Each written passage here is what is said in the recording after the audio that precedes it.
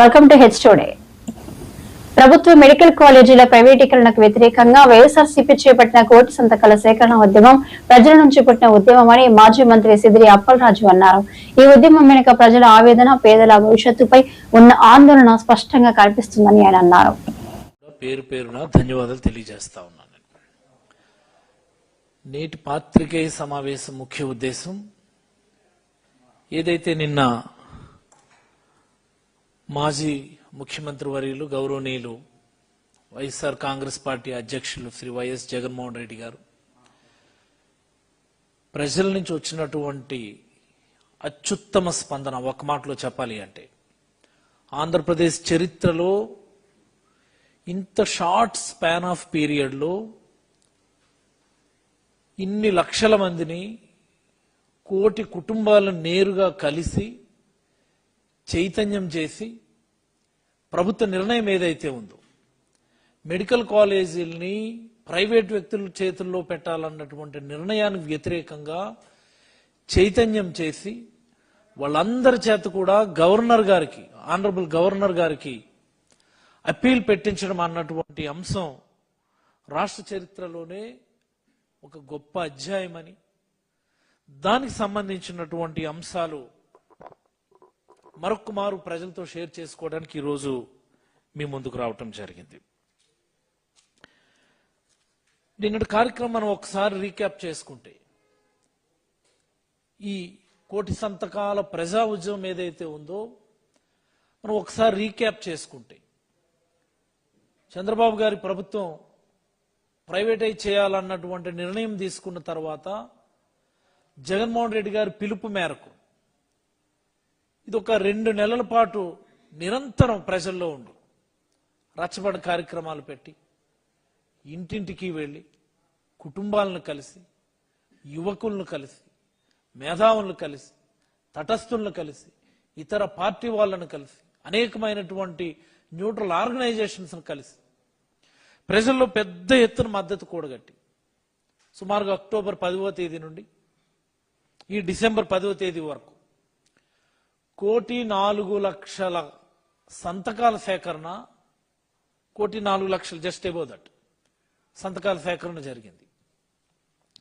రాష్ట్ర ప్రజలందరికీ ఈ సందర్భంగా నేను ఒక విషయం చెప్పదలుచుకున్నాను. నేను బై అండ్ లార్జ్ రాష్ట్రంలో 1,60,00,000 కుటుంబాలు ఉన్నాయి. 1,60,00,000 కుటుంబాలు ఉన్నాయి. Out of this 1,60,00,000 families, 1,04,00,000 families came forward and they signed this governor's appeal. అంటే ఒక్క మాటలో చెప్పాలి అంటే ఈ రాష్ట్రంలో ఉన్నటువంటి మెజారిటీ కుటుంబాలు ఈ ప్రభుత్వ నిర్ణయానికి వ్యతిరేకంగా ఉన్నాయని ఈ సందర్భంగా ప్రజలందరికీ నేను మనవి చేయదలుచుకున్నాను.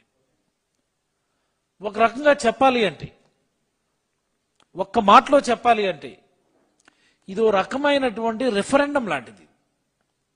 ఇది ఒక రెఫరెండం లాంటిది.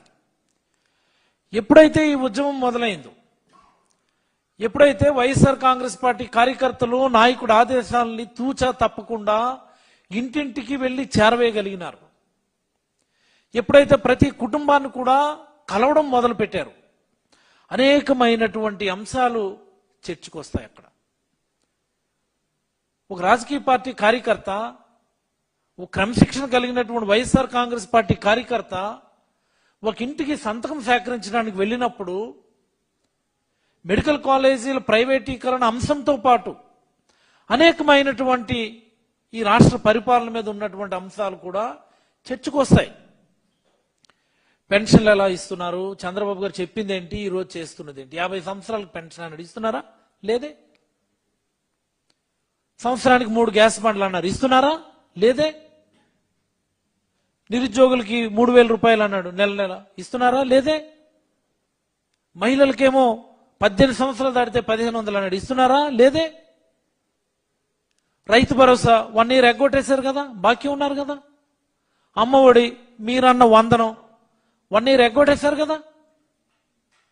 ఈసారి ఇచ్చినా సరే 20 లక్షల మందికి ఎగ్గొట్టారు కదా. 84 లక్షల మందికి ఇవ్వాల్సినటువంటిది ఎంతమందికి ఇచ్చారు? ఎగ్జాక్ట్ ఫిగర్స్ ఇప్పుడు కూడా చెప్పరు లోకేష్ గారు విద్యాశాఖ మంత్రిగా. అనేకమైనటువంటి అంశాలు చర్చకు వస్తాయి. ఈ ప్రభుత్వం మీద బై అండ్ లార్జ్ ఒక రకమైనటువంటి నెగిటివ్ ఇంప్రెషన్లోకి ప్రజలు వచ్చారు కాబట్టి ఈ ప్రభుత్వంలో మాకు చెప్పినటువంటి హామీలు నెరవేర్చడం లేదు, ఈ ప్రభుత్వం మాకు వెన్నుపోటు పొడిచింది, ఈ ప్రభుత్వ పెద్దలు మాకు మోసం చేశారు, ఈ ప్రభుత్వ పెద్దలు మా మాటల్ని, మా వ్యధల్ని, మా బాధల్ని, మా ఇక్కట్లని, మా సమస్యల్ని ఎవరు కూడా పట్టించుకోవడం లేదు అన్నటువంటి ఒక డిఫాల్ట్, ఒక అబ్జర్వేషన్, ఒక ఫీలింగ్ డెవలప్ అయింది. కాబట్టి ఇన్ని కుటుంబాలు 1,04,00,000 కుటుంబాలు ముందుకొచ్చి సంతకాలు సేకరించినాయి.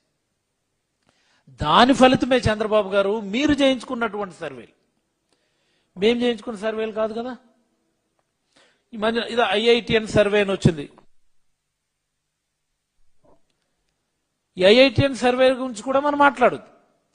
మీ ప్రభుత్వం మీరు చేయించుకున్న సర్వే, మీరు చెప్పిన మాట, మీరేదో కష్టపడుతున్నారని మీరు అనుకోవడం, కలెక్టర్లు అందరూ కష్టపడుతున్నారని వాళ్ళు అనుకోవడం, in spite of all these efforts ఈ స్టేక్ హోల్డర్స్ ఎవరైతే ఉన్నారో, టెర్మినల్ బెనిఫిషరీస్ ఎవరైతే ఉన్నారో, ప్రజలు ఎవరు కూడా హ్యాపీగా లేరు, ఈ ప్రభుత్వం పట్ల వ్యతిరేకంగా ఉన్నారు. మీరే కదా చెప్పారు. మీరు చెప్పినటువంటి ప్రజాభిప్రాయమే ఈరోజు వైఎస్ఆర్ కాంగ్రెస్ పార్టీ 1,00,00,000 సంతకాల ప్రజా ఉద్యమంలో రిఫ్లెక్ట్ అయిందని నేనైతే తెలియజేస్తా ఉన్నాను. దాని రిఫ్లెక్షన్ ఇది. 1,04,00,000 కుటుంబాలు ముందుకొచ్చి ఒక రెఫరెండం మాదిరి ఒక సంతకంతో ఈ మెడికల్ కాలేజీలు ప్రైవేటీకరణ మేము వ్యతిరేకంగా ఉన్నాము, ఈ ప్రభుత్వ పనితీరుకు మేము వ్యతిరేకంగా ఉన్నాము, ఈ ప్రభుత్వ పెద్దలు మమ్మల్ని మోసం చేశారన్నటువంటి భావాన్ని వెలుబుచ్చారని నేనైతే మీకు తెలియజేయదలుచుకున్నాను. ఇదే ఆ రెఫరెండం. Very simple. దీనికి ఏం పెద్ద మనం బుర్రబద్దలు కొట్టుకోనక్కర్లే. సుమారుగా ప్రతి జిల్లాలో కూడా 4 లక్షల పైబడి, 5 లక్షల పైబడి ప్రతి జిల్లాలో కూడా ఇంచుమించుగా సంతకాల సేకరణ జరిగింది. మీరు లెక్క పెట్టుకోండి.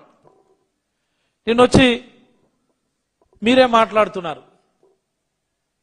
కలెక్టరల్ కాన్ఫరెన్స్ లో చంద్రబాబు గారు ఏదో ప్రజలకు వివరణ ఇవ్వాలి ఈ ప్రైవేట్ పీపీపీ మోడల్ మీద అన్నట్టు ఆయన మాట్లాడుతున్నారు. ఏమంటారు ఆయన? మన ప్రభుత్వాస్తులే, నిర్వహణ మాత్రమే మనం ప్రైవేట్ వాళ్ళకి ఇస్తున్నాము, అవి మన ఆస్తులే అని చెప్పి ఆయన మాట్లాడుతూ ఉన్నారు. నేను అడుగుతా ఉన్నా చంద్రబాబు నాయుడు గారికి, మీరు గతంలో ముఖ్యమంత్రి అయిన తర్వాత ఏపీలో అంతవరకు లేనటువంటి ఒక కొత్త యాక్ట్ తీసుకొచ్చారు. మీరు కోఆపరేటివ్ సొసైటీస్ యాక్ట్ నుండి మ్యూచువల్లీ ఎయిడెడ్ కోఆపరేటివ్ సొసైటీస్ అని చెప్పి ఒక కొత్త యాక్ట్ తెచ్చారు, మ్యాక్స్ యాక్ట్ అని. మీరు రావడానికి ముందు వరకు అన్ని ప్రభుత్వ ఆధ్వర్యంలో ఉన్నటువంటి ఈ డైరీస్, రైతుల యొక్క డైరీ